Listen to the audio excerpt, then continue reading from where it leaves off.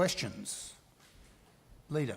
Thank you very much, sir. My question is to the Premier. Are the offers made to the victims of the chemotherapy dosing errors subject to negotiation, or are they take-it-or-leave-it ultimatums? Of course, they're offers made in good faith, as I understand it. These are matters for the relevant institution of government, which in this case is the South Australian Government Insurer, to conduct those negotiations with each of the individuals. And the limit of the involvement of proper limit of the involvement of ministers and of premiers is to ensure the policy environment is the correct one, and the correct policy environment is that these matters should be handled as the state acting as a model litigant. What that means is that the state should conduct itself not as an aggressive litigator or as taking sharp legal points or playing hardball, if you like, with a litigant, but rather conducting themselves properly, having regard to protecting, obviously, the state's interests. The state obviously doesn't want to waste taxpayers' money, but it also needs to accept its responsibilities. Sorry, somebody over there think they know the answer? The Deputy Leader is... I warned the Deputy Leader, and the member for Hartley was the cause of all the trouble, and I call him to order. Thank you, Mr Speaker. And so, of course, it then becomes a matter for the individual agency to conduct itself in a negotiation, a proper and respectful negotiation. There has been no take-it-or-leave-it offers made. There have been simply a substantial offer, as I understand it, has been made to each of the litigants in this matter, and it's a matter for them to take their legal advice. I think we've assisted them in their legal advice by offering to pay for that legal advice. It's proper right from the start. In fact, right from the start. In fact, it's worthwhile, given that the member interjects, it's worthwhile clarifying something which was erroneously put against us on the public record, that we had made a suggestion that these people should lawyer up, and that somehow was an aggressive stance taken by the government. In fact, that's entirely appropriate that we advise people to obtain legal advice, because if you consider the alternative, that we make propositions or offers in the absence of that, then people wouldn't have the proper advice to assess whether or not these were matters that these were matters that should be accepted by them. So we made a proper suggestion that people obtain legal advice. It was always our intention to pay for that legal advice. That would always be part of the settlement that would be reached in relation to this matter, and that's certainly the approach that we've taken. But look, I think also what needs to be said about these matters, sir, is that each case needs to be considered on its own merits. Each of these individuals, while they arise out of similar factual circumstances in terms of liability, the effect that this may have on an individual is a matter for each individual to assess, and so their loss may be different. They should take proper legal advice about that. That's a matter that's now being addressed through proper processes. Our intervention, the Minister and my intervention, was to simply say, when we heard the complaints about delay, that an offer should be made urgently, because we were talking about people who were facing life-threatening conditions, and so they shouldn't be dealing with the burden of worrying about whether they're running out of time and addressing these legal questions. And so that now has happened, and I think that it is important now that those matters be brought to a close as soon as is possible. For repeated breaches of Standing Orders 131 and 142, I call to order the members for Schubert, Morialta and Hammond, and I warn for the first time the Leader and the members for Schubert, Hammond and Hartley. The member for Torrens. Mr Speaker, my question is to the Minister for Small Business. Can the Minister advise the House if it is true that hundreds of millions of dollars in government work is heading to interstate companies? Minister. I thank the member for Torrens for the opportunity to clarify the facts, because there was a claim made by the opposition and reported in the newspaper last week that over $421 million in government work had been sent to companies outside of South Australia since January 2015. The claim misleads and shows a complete lack of understanding of how the state's industry participation policy works. The state government established the role of the Industry Participation Advocate in February 2013 to provide the government with independent advice on maximising the economic benefit to the state from government expenditure. The Industry Participation Advocate has provided more than 40 recommendations, all of which have been approved by the state government. One of those recommendations was to stop measuring economic benefit to the state by the location of the business or its registered office. Instead, we measure those things that matter, and that is the jobs or the labour associated with the contract, the capital being spent in the state, the supply inputs and where they are being sourced. We have seen a significant improvement since the industry participation policy was established. From the state's estimated $4 billion of expenditure on goods and services, the value of contracts let to locally based suppliers, which employ South Australians, has risen to 90.2% from just 51% in 2012-13. An extraordinary increase, almost a doubling. This is in addition to major projects awarded under the revised industry participation policy, which has shown extremely strong results, with over 90% of subcontracts awarded to contractors where the majority of the dollars spent is here at home in South Australia. This state now has the most sophisticated yet simple appraisal of economic contribution of any comparable jurisdiction. The primary focus is to procure from locally based suppliers and suppliers who source inputs locally.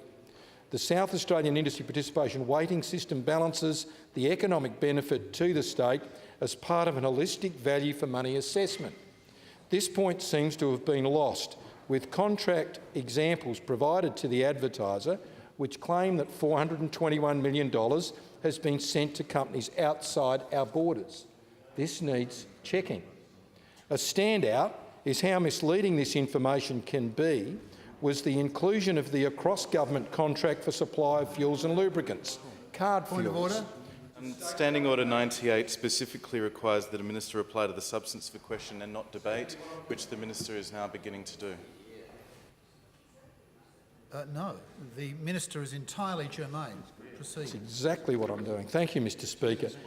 I'm referring to card fuels or the supply of fuels and lubricants to state government agencies, which has a contract value of $123.9 million. The 3-year contract covers fuel card purchases at Shell, Liberty, Caltex and BP, including on the run. This means government fuel card access to hundreds of fuel sites across the state. With the fuel card, you obviously don't fill up your car at the head office, which might be in Melbourne or Sydney. It shows how completely irrelevant it is where the registered office of the company is considered to be the billing address. In this case, the focus should have been on the hundreds of service station businesses across the state, the hundreds of staff that employ in the supply chain, truck drivers, etc.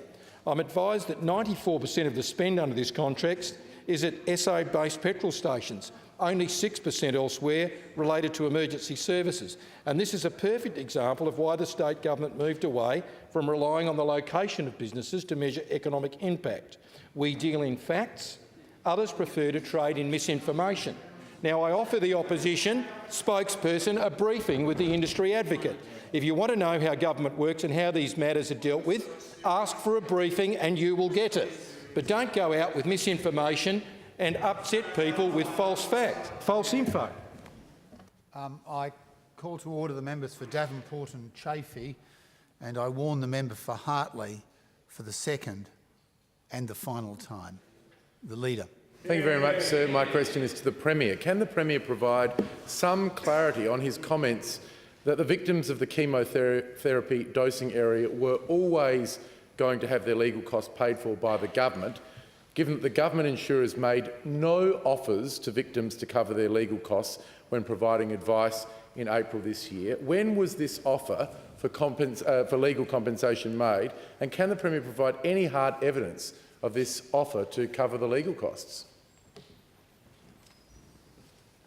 Thank you, Premier. Mr Speaker. That's my advice, and I'll bring back some further details for the House from the people that provided me that advice. The member for Morialta is warned. The member for Little Para. Thank you, sir. My question is to the Deputy Premier and the Minister for Planning. Minister, how has the government encouraged investment in the City of Adelaide? Oops, am I called? We look forward to another Drea answer. Thank you, Mr Speaker. And can I thank the honourable member for his question. Mr Speaker, the City of Adelaide is one of this government's success stories. In fact, so much so. In fact,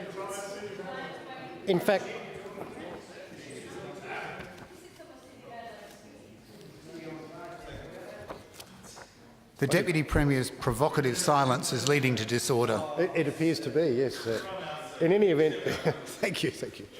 In any event, so much so indeed, Mr Speaker, that the Prime Minister, no less a person than the Prime Minister, the present Prime Minister, in his recent visit to Adelaide, recognised Adelaide's success when he said, and I quote, "South Australia already has enormous competitive advantages, including world-class universities, a substantial industry base, an abundance of mineral and energy resources, rich agricultural lands, and some of the finest food and wine in the world." And significantly,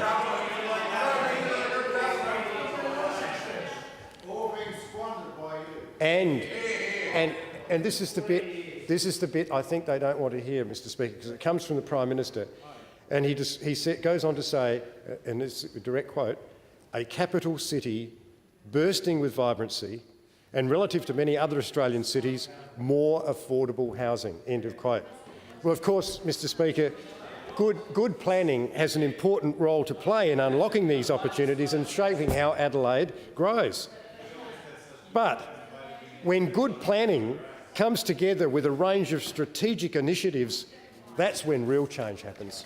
That's when it really happens. So, this city is one of the best examples of how policy, legislation, public investment and placemaking has worked together to see significant improvement.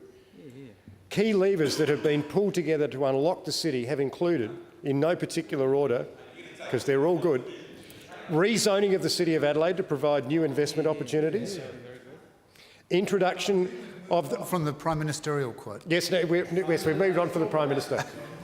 Although these are things he wanted to say, Mr Speaker, had he been given long enough.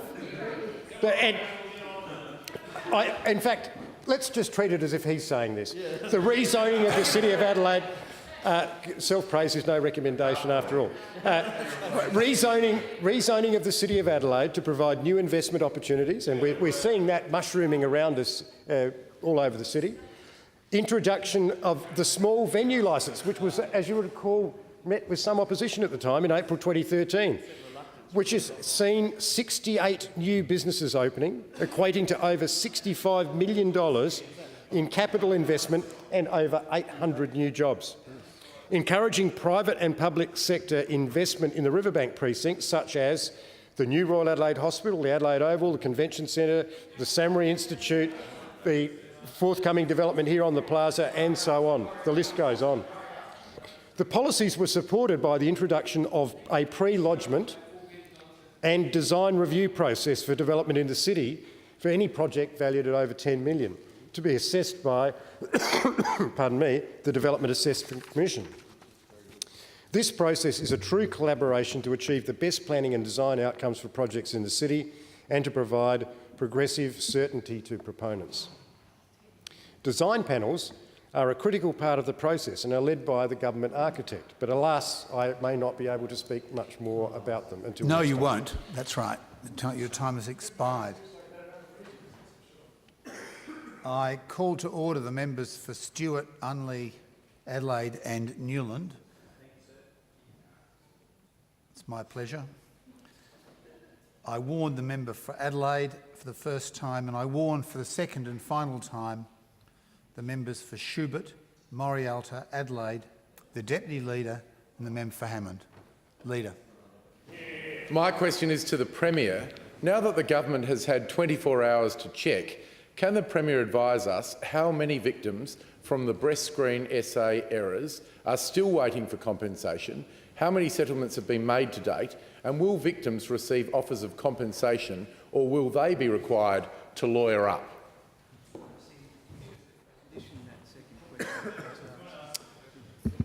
Yes, I have The received Premier advice. is called to order.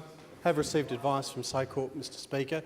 I'm not going to go into numbers, but I can say that all of those who have made claims, essentially all of those who've made claims, have been made an offer of compensation where that's been possible.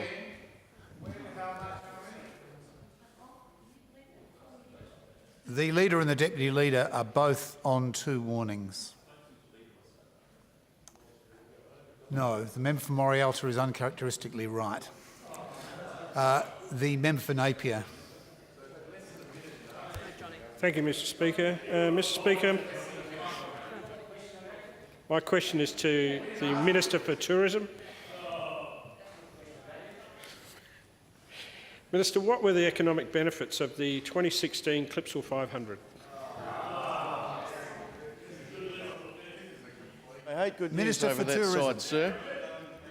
Thank you, Mr Speaker, and I kind of thank the member for Napier for the question and acknowledge the time that he spent working out at Holden. And of course, this year's winner of the Clipsal 500, Nick Percat, is a third-generation Holden worker as well. So great to see him out there triumphing on the Sunday on the big race.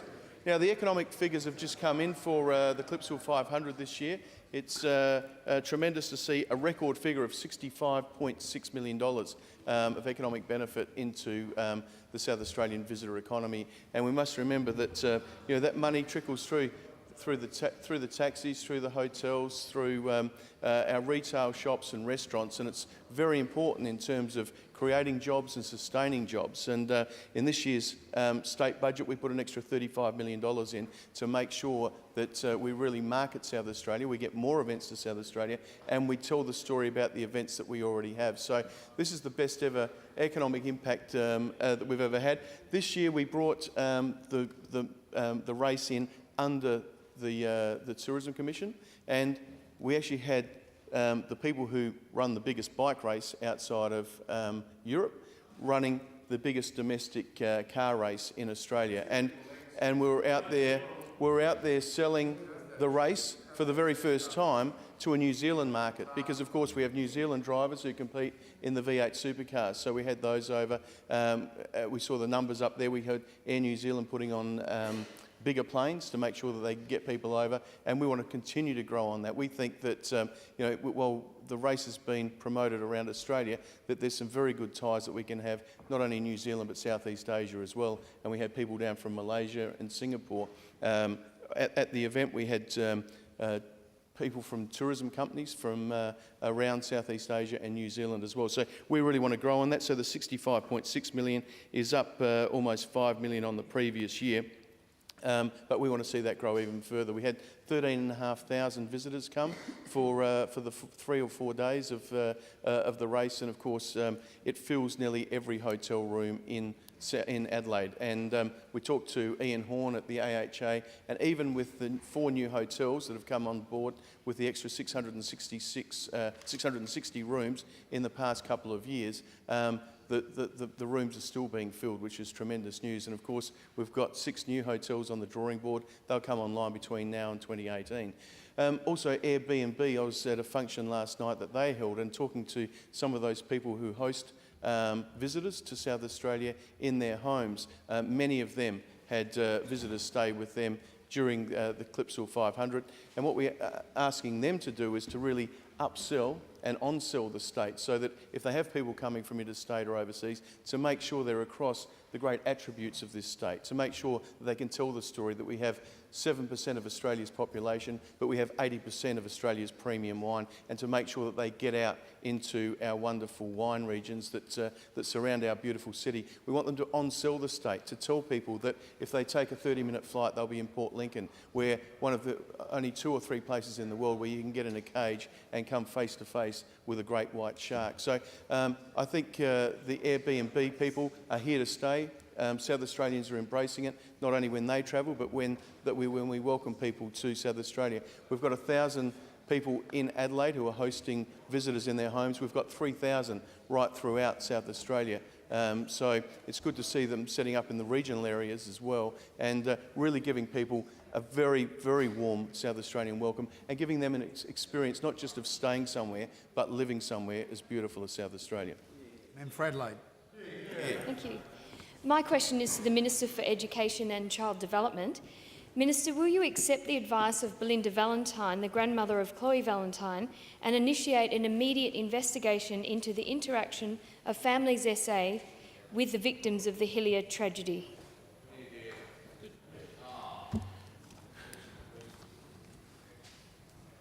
The member for Devonport is warned. Mr Speaker, it is unfortunate, I think, that the temptation of drawing attention to oneself off the back of what is an unspeakable tragedy is preventing people from accepting the reasonable request that people just allow circumstances to pan out, as has been requested by the Commissioner of Police, in their own time. But if it is of any assistance to the member for Adelaide and others, and will enable them to just calm down and allow things to unfold, I can advise the Parliament that I spoke personally on Wednesday the 1st of June in the afternoon with Commissioner Nyland. I informed her that we had available to her for her consideration any and all documents held by Families SA pertinent to this particular matter. As best I can recall, yesterday was not the 1st of June. Member for Morford is called to order.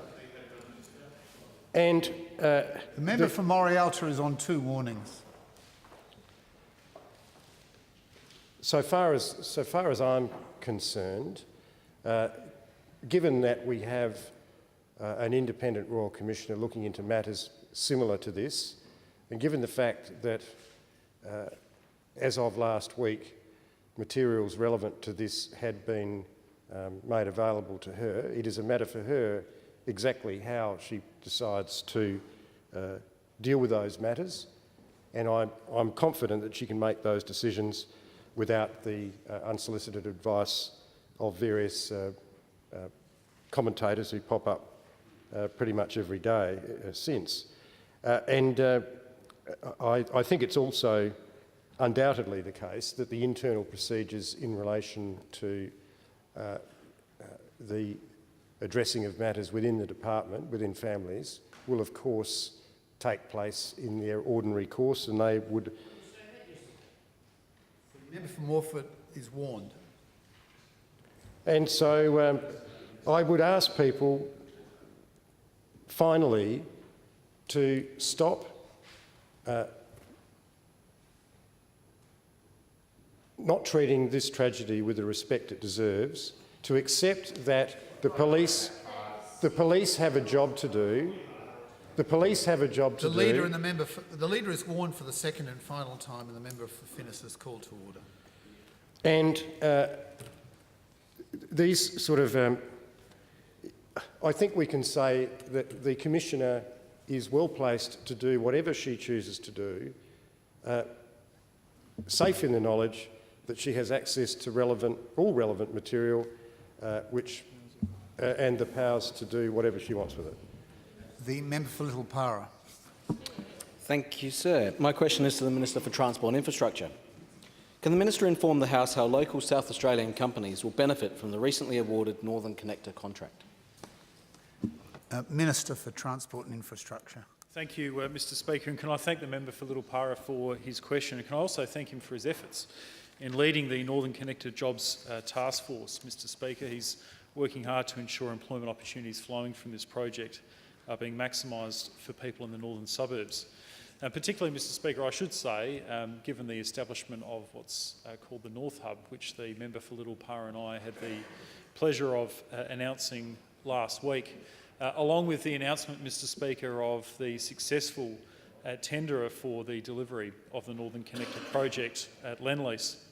Mr Speaker, members might remember, and certainly the member for Mawson, the Minister for Tourism, would remember that Lendlease was the company which delivered the duplication of the Southern Expressway between 2010 and 2014. And Mr Speaker, at that time they put a tremendous amount of effort into ensuring that workers from the southern suburbs for that project were engaged on that project, and that's certainly the approach they're taking with the Northern Connector, Mr Speaker, making sure that people in the northern suburbs are getting every opportunity there. I enjoy the member for Chafey's interjections, Mr Speaker, like the subtly annoying and irrelevant spoken word contributions at the beginning of so many tracks of the Dark Side of the Moon album, Mr Speaker. Mr Speaker, in order to maximise the local content and employment of the major works contract, Lendlease has subcontracted several civil construction packages to South Australian companies that specialise in civil infrastructure projects. Mr Speaker, the SEM Group, or some people old enough would remember they used to be called the Salisbury Earth Movers Company, located in Salisbury Plains, will undertake approximately 1 kilometre of the works, which entails the Port Wakefield Road, Bolivar Road intersection upgrade. It's expected that the works that SEM Group will undertake will support approximately 40 jobs on average for the duration of this section of the project, with approximately 85% of their workforce living in the northern suburbs. Another local company, Civil and Allied Technical Construction Pty Limited, based in Angle Park, will undertake approximately 4.7 kilometres of works, including the Bolivar interchange. These works are expected to support approximately 70 jobs on average throughout the duration of the project, with 80% of their workforce living in the northern suburbs. And Mr Speaker, well-known South Australian company McMahon Services, based in Dry Creek, will also undertake 2.4 kilometres of works, including the Northern Interchange and the Port River Expressway bridge demolition, which will support approximately 70 jobs on average throughout the duration of the project. 50% of McMahon's workforce working on this section of the Northern Connector project, again, lives in the northern suburbs. Mr Speaker, another company, this time based in Roseworthy, LR&M Constructions, will undertake about 2.3 kilometres of works, including the Waterloo Corner Road intersection, and this work will support approximately 65 jobs on average for the duration of the project, with about 90% of their workforce, again, Mr Speaker, living in the northern suburbs. Mr Speaker, these local South Australian companies will work with Lendlease and the North Hub in order to ensure northern job seekers, particularly displaced automotive workers, are given the best chance to gain employment. Mr Speaker, we have worked incredibly hard, not just with Lendlease, but also with the Industry Participation Advocate, to maximise the employment opportunities for people in the northern suburbs on the Northern Connector project. It's why, Mr Speaker, both the Premier and I worked so hard with the former Prime Minister and the former Assistant Minister in the Coalition Government to secure funding for this Northern Connector project. And I'm glad, Mr Speaker, we did it, despite the intentions of the Deputy Leader, without a toll on the Northern Connector project.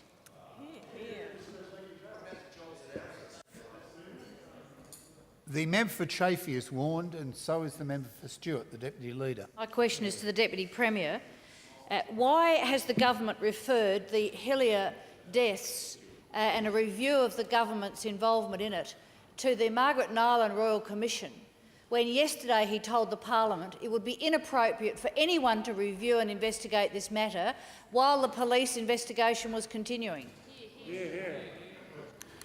Deputy Premier. Well, Mr Speaker, I don't think I said that yesterday. What I was saying yesterday was that the unhelpful public utterances from various people, in particular members of the opposition, about what may or may not have taken place in this tragic circumstance were not of any value and were not in the public interest. And in the public interest, people should keep their powder dry until they'd found out exactly what was going on. Excuse me. I am satiated with the Deputy Leader's interjections. They will cease or she will be leaving us.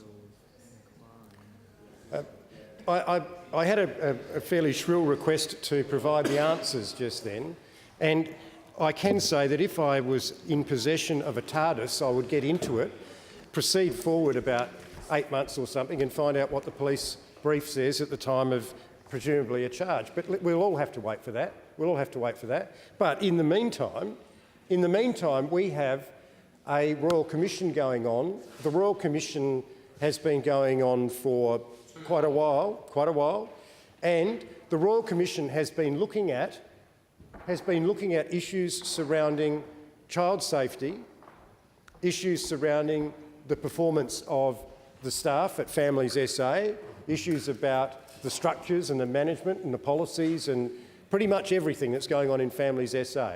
So it seemed to me, without making any fuss, without having a Kath and Kim look at me moment, I would quietly pick up the telephone, have a word to the Commissioner and say, Commissioner, we have information here about another matter which we think may or may not be of interest to you.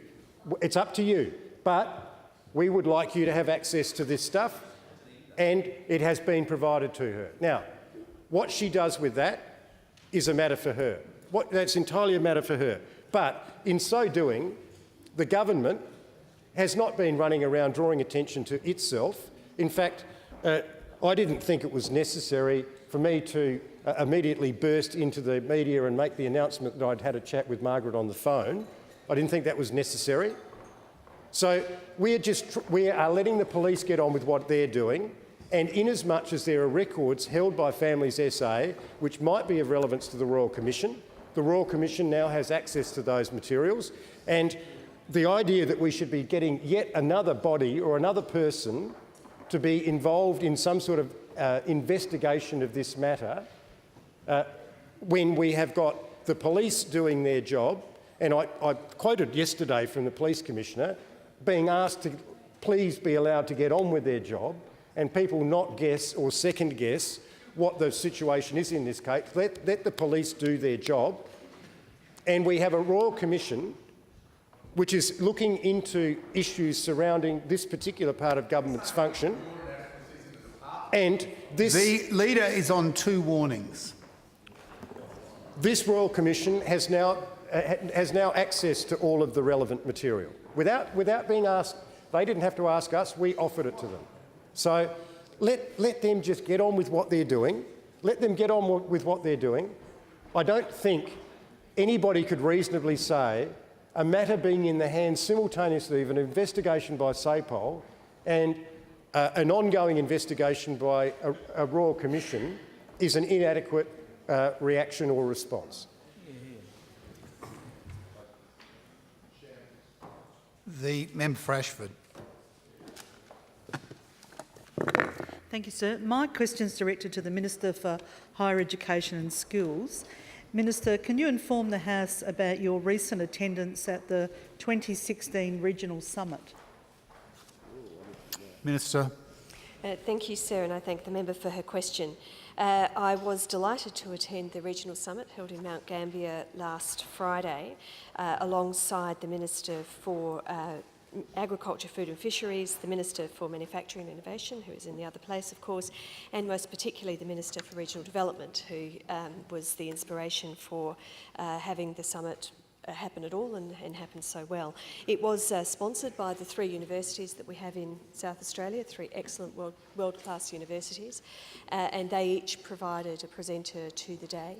And while they were, of course, very interesting and very useful, what was particularly heartening to me was to listen to the presentations made by business people, small business people from regional South Australia, talking to other people from regional South Australia about the challenges, the opportunities, the highs and the lows of creating not only wealth and income for themselves but employment for others. It was in fact in some ways a tour of some of my favourite products, so I enjoyed very much hearing from the people who make these extraordinarily high quality South Australian products. For example, Kangaroo Island Spirits, run by John and Sarah Lark, incredibly high quality liqueurs and gins and spirits. Much nicer than rocket fuel. I'm sorry to hear the local member imply that.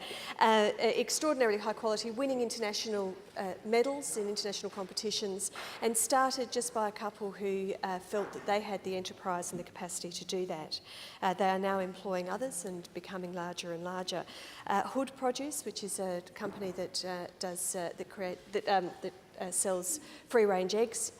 Brilliant company, finding a niche that is an increasingly large niche. McLaren Vale Wines is another good one to hear from. Fleurier Milk, particularly a useful time for us to hear from a small milk producer, able to create a niche market. And there was even a man, Ben Hood, who's written a book or a series of books about George the Farmer, which is about trying to get the young kids to understand where their produce comes from and also to be interested themselves in engaging in primary production. So this regional summit had the academic settings for innovation, for collaboration, but also had some down-to-earth, real-life stories. It was, as I say, supported by the universities, organised by Brand SA, and several ministers attending in order to give it support, and members of local government. It was the sort of thing that we ought to see in regions. It's the sort of thing that regions have come to expect, that people from South Australia, from Adelaide and across South Australia will be supportive of each other, because it's through that kind of collaboration, it's through that pulling together that we will make it through these difficult times and continue to grow and prosper. The Deputy Leader. The member for Schubert, who is still with us. My question is to the Attorney-General. Will the Attorney remove Aaron Cartledge from all government boards, including the Construction Industry Long Service Leave Board? And with your leave, sir, and that of the House, I'll explain. In May, Aaron Cartledge of the CFMEU was convicted of making threats against management at the New Royal Adelaide Hospital site, and under the terms of the Construction Industry Long Service Leave Act, a board member may be removed if he is found to be guilty of neglect of duty or dishonourable conduct. Deputy Premier. Yes, well, I thank the honourable member for his question. As he raises an important matter, I'm not aware as to what the present state of that matter is. For example, assuming his facts to be correct, and I know he does Google quite a lot of things, so it's possible he is correct.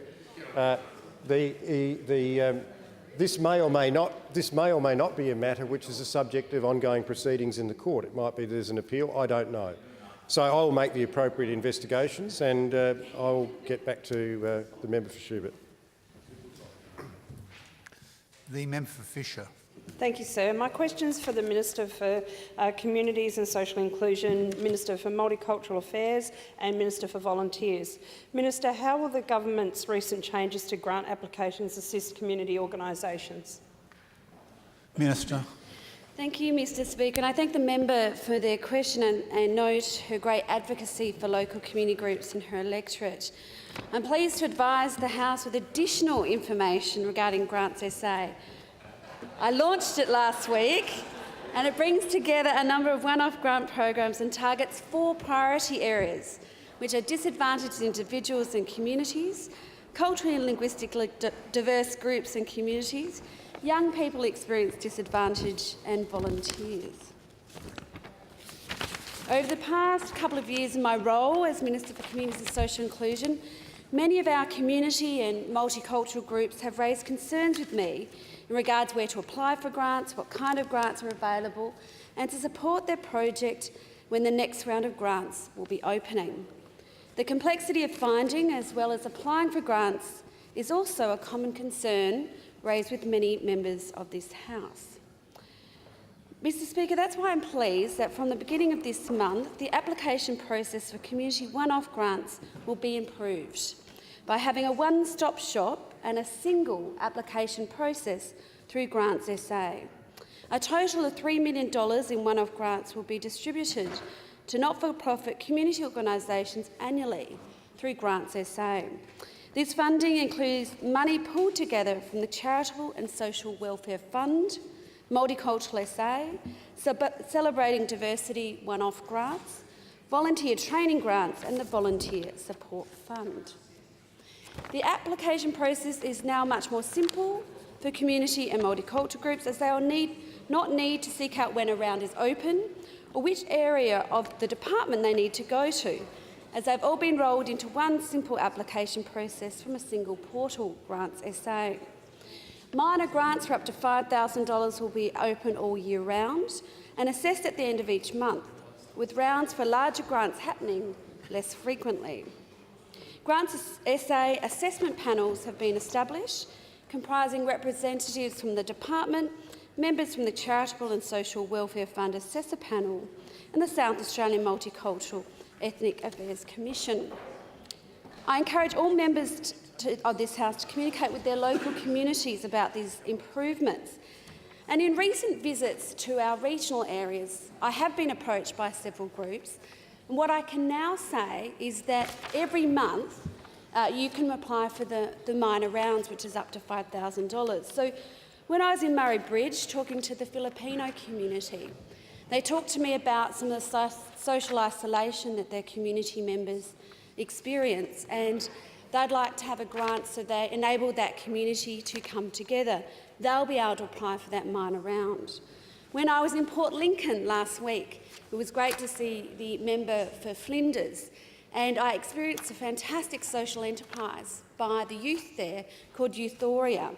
They run the cinema, and the money they collect from tickets and popcorn sales, they fund their own social enterprise there. They employ people and they give young people the opportunity for work experience. But what they talk to me about is some other ideas that they've got. And these rounds will enable them to apply, whether it be a minor, a medium or a major round, to establish that social enterprise. And of course, we all know on Sunday, the very cold, wet day it was, I was in Uriupta.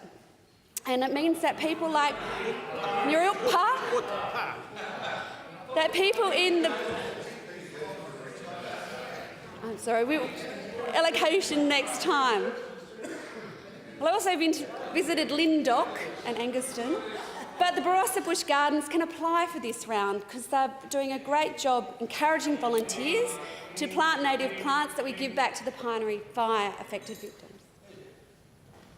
The Deputy Leader. Thank you, Mr Speaker. My question is to the Minister for Arts. Did the Minister read the development agreement with the Walker Corporation regarding the plaza development before he signed it? And if so, can he inform the House of what variations there were in the key commercial terms to those announced by the Premier on the 13th of March 2015? Minister. Thank you, Mr Speaker. Well, this is nearly identical to the question that the Deputy Leader asked yesterday when she was seeking some information about the agreements which the government has entered into. The member for Unley is warned. The Deputy Leader is still on 2 warnings. And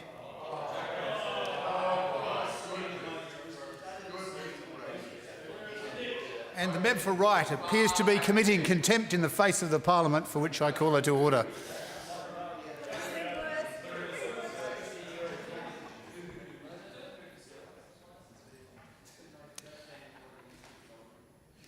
Thank you, Mr Speaker. As I was saying, yesterday the Deputy Leader asked nearly an identical question. She's made it clear that she would like a briefing on the development agreement. She's also made it clear, Mr Speaker, the Deputy Leader, were you not listening? Right. Okay. Allowed to use pronouns in the Parliament. Thank you, Mr Speaker. You do a good job.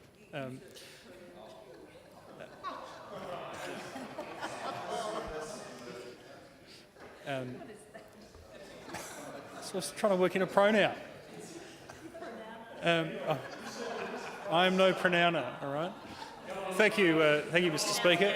And as I said yesterday, Mr Speaker, the Deputy Leader has sought a briefing on this. She's also made it clear she'd like a briefing before we debate the ASA bill which has been introduced into the parliament. We've acceded to both of those requests and she'll have all the information that she seeks. I heard the question. The Deputy Leader will depart under the standing orders for the next 15 minutes for repeatedly defying the Chair's authority.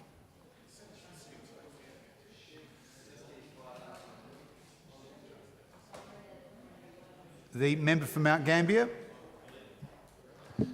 Thank you, Speaker. My question is to the Minister for Agriculture, Food and Fisheries. Following the federal government's announcement that it will establish the National Institute for Forest Products Innovation with a hub to be located in Mount Gambier, can the Minister explain why he has refused to commit state government funding to this scheme? Good question. Thank you very much, Mr Speaker, and I thank the member for the question. Well, the simple answer is that we weren't asked beforehand, and that's a really sort of polite way to go about business, whether it's politics or anything you do in life. You know, you want to go halves with someone and a gift for a friend, you don't turn up to them with a $2 million bill with actually out discussing what it is that you want to buy. So I was down in Mount Gambier last week, and that Tony Passon, who's the federal member down there, who people are saying makes Patrick Secker look like a very hard worker. He was down there doing what he does best, a publicity stunt. I was down there last year. He wouldn't meet with me at all, but he walked around with 130 balloons. He walked around with 130 balloons. Hey, excuse me, but I don't want the member for Chaffey coming to Tony Passon's defence, because I know what you say about him behind his back.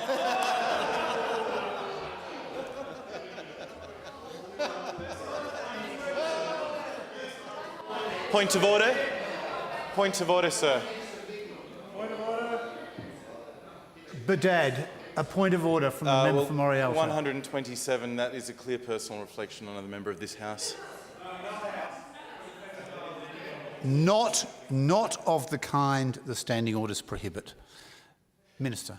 So, Mr Passon held a press conference last week in the South East while I was down there with 4 ministers from this government, including the Regional Development Minister and the Minister for Education and the Minister for Advanced Manufacturing. We're all down there having a very good forum with people from throughout regional South Australia. It was a summit organised by the Minister for Regional Affairs, and yeah, the local member was invited, and the local member and I were also. We also had a meeting down there with some dairy farmers as well, and it was great to have the member for Mount Gambier along there. And the member for Mount Gambier is very good at working with other sides of politics and different levels of politics. And I want to congratulate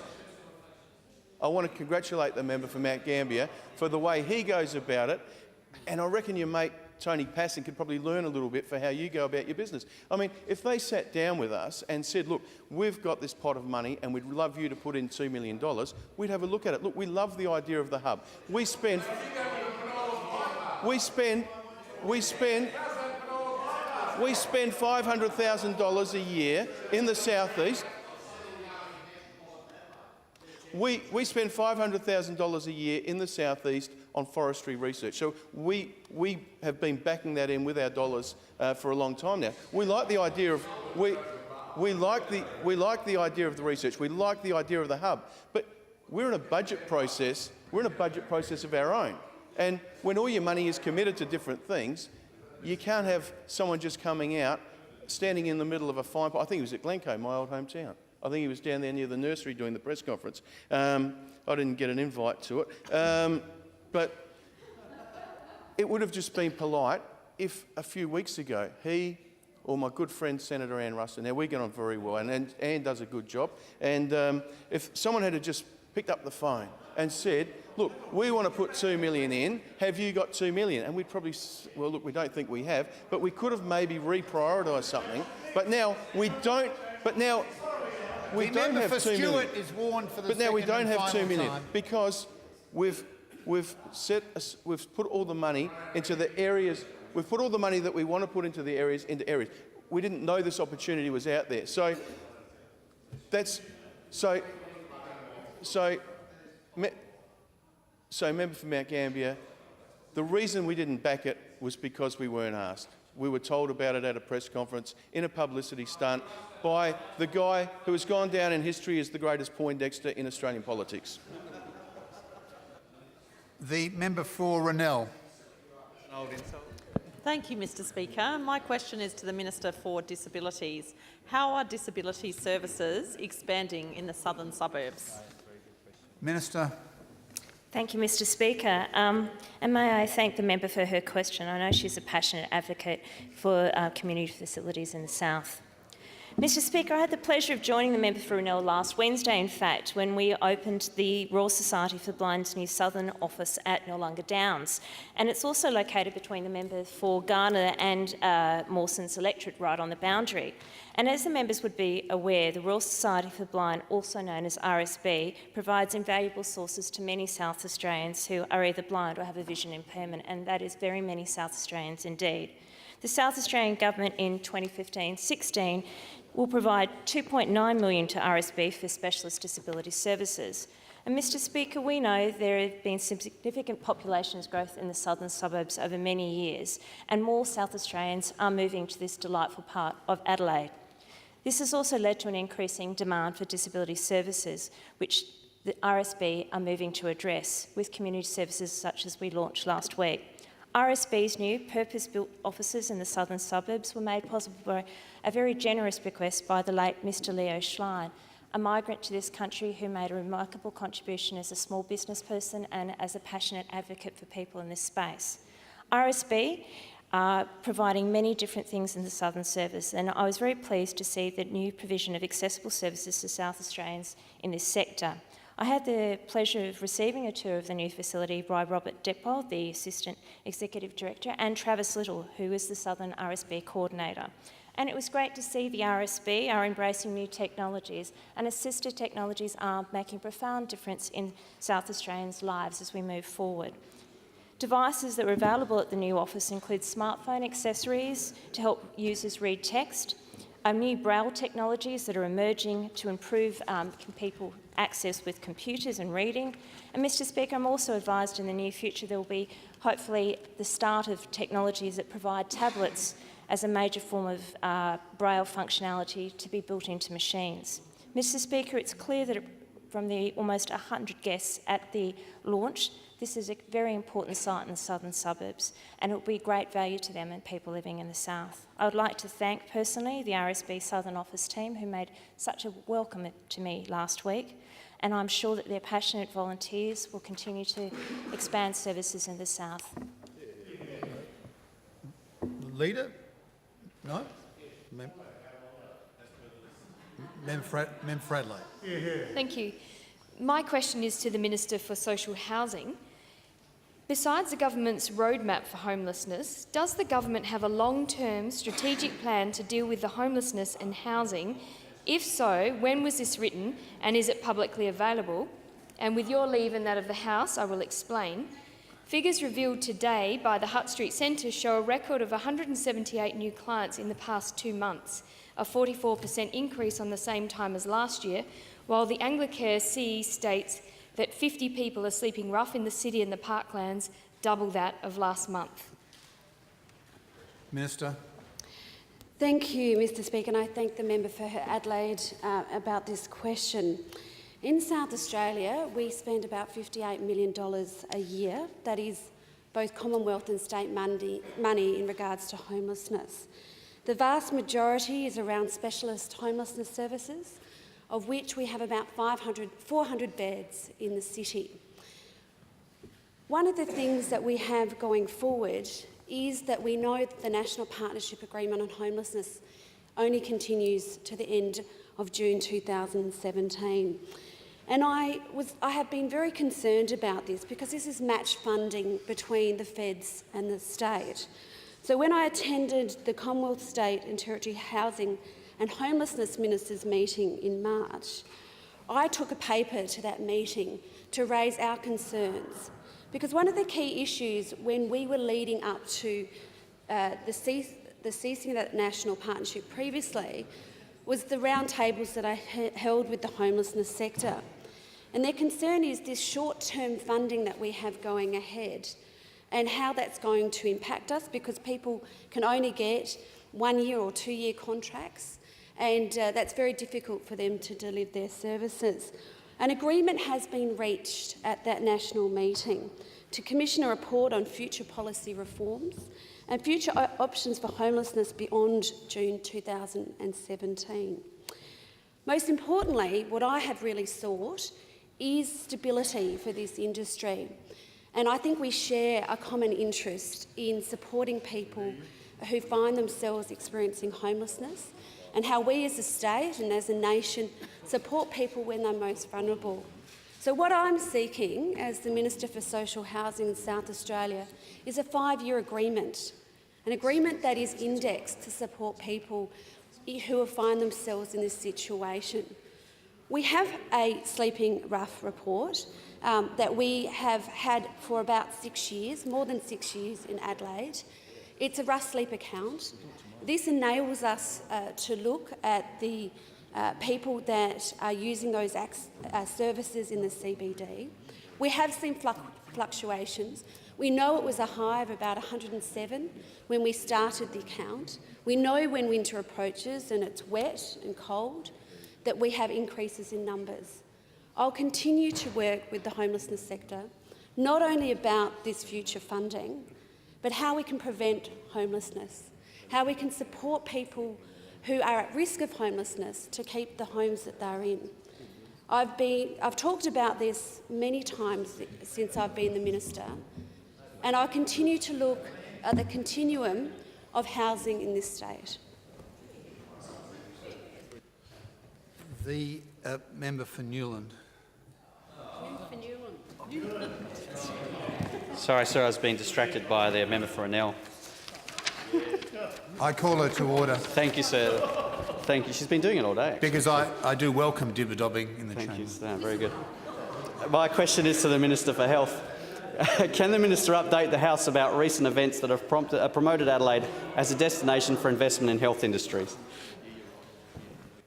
The Minister for Health.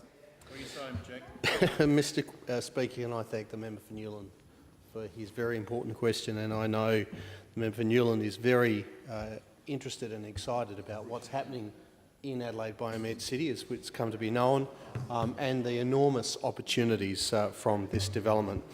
Mr Speaker, last Friday I was able to talk with representatives from industry, education and research at the Adelaide Biomed City Showcase event breakfast held to promote our health and biomedical precinct, which is positioning Adelaide as a destination of choice for life sciences investment. With the global economy and our local economy both changing rapidly, the South Australian Government has an economic diversification strategy. Through it, we identify the innovative, high-growth, knowledge-intensive industries of the future and help develop them in our state. One of our highest priorities is health industries, which are defined by cutting-edge innovation and growing demand for access to healthcare. We've shown our dedication to health industries through the $3.6 billion investment in Adelaide Biomed City on Adelaide's riverbank. It's one of the largest health and biomedical research precincts in the world. At its completion, it will cover the entire area from the new Royal Adelaide Hospital in the west to the Convention Centre in the east, and will include SAHMRI and 3 universities. It encompasses the entire pipeline from education to clinical research to patient therapy, translation and commercialisation. We're seeing more and more investment and strategic focus in the advancement of health, research and practice. And a lot of this is because of Adelaide Biomed City, which is elevating Adelaide to the exclusive club of cities that attract these investments. Since its formation, Health Industries South Australia has been using the precinct and our state's many unique and attractive features to target investment, continuing to build the pharmaceutical and life sciences sectors here in South Australia. Health Industries is a single point of contact for health and life sciences companies investing in Adelaide, and it's already attracted 4 companies, including a $21 million investment from Pfizer. These investments are creating high-value jobs and they're making an increasing contribution to the state's economy. Some of these companies have links to automotive and defence sectors and are using the well-developed skills and supply chains in those areas to excel in the manufacture of medical devices and technologies. By providing direct access to high-level decision-makers and actively case-managing investment propositions, the state government embraces the role it has to play in strengthening the bonds between industry, investors and research. Adelaide Biomed City is also a product of those partnerships between different levels of government, industry, education and the scientific research community.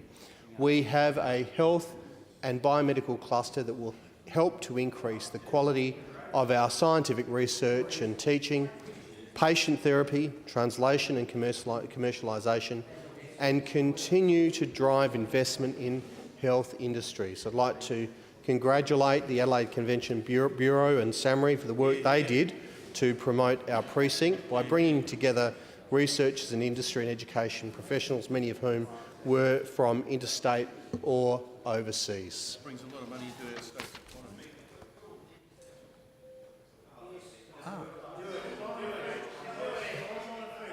The member for Adelaide. I'm sorry, I'm distracted by the Leader of the Opposition. Exactly.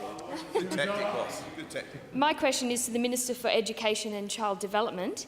What is the current status of the Families SA staff recruitment campaign, which commenced in March 2015 in line with recommendation 22.16 of the Chloe Valentine inquest to allocate dedicated workers to ensure the continuity of care and management of children at risk? Minister. Ongoing.